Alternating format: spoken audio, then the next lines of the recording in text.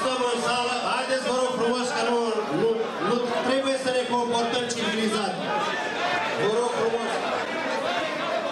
Problema lipsei căldurii la Mangalia a degenerat într-un scandal monstru în ședința de Consiliul Local de astăzi și a fost nevoie de intervenția jandarmilor și a polițiștilor pentru ca oamenii să nu-i linșeze pe doi consilieri PNL prezenți în sală. Semn clar că locuitorii Mangaliei s-au săturat de disputele politice și că le-a ajuns cuțitul la os. Deciziile trebuiau luate în momentul în care a început scandalul, ei între ei care sunt la masă, trebuiau luate ca populația să nu sufere. Iar scandalul putea să dureze 5 ani de zile, populația să aibă căldură. Ne-a năpădit mucegai în casă, avem părinți bolnavi, cei cu copii mici sunt terminați, toți sunt de vină.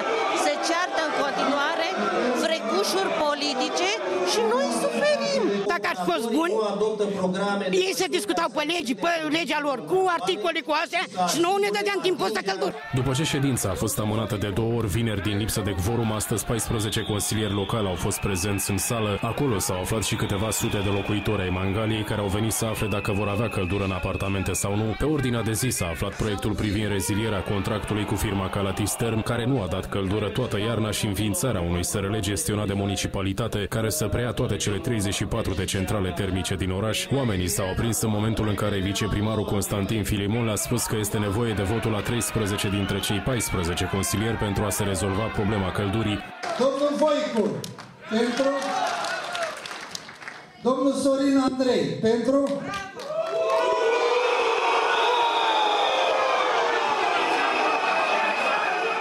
Primăria municipiului Mangalia este în faliment. Veți merge cu această societate comercială încă 16 ani.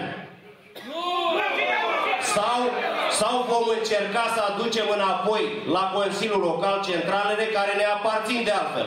Ulterior, la votul nominal, peneliștii Lucian Vișa și Sorin Andrei s-au obținut și a doua oară. Reacția oamenilor a fost violentă. Vă rog să lăsăm pe cei care au votat împotriva să ne spună de ce.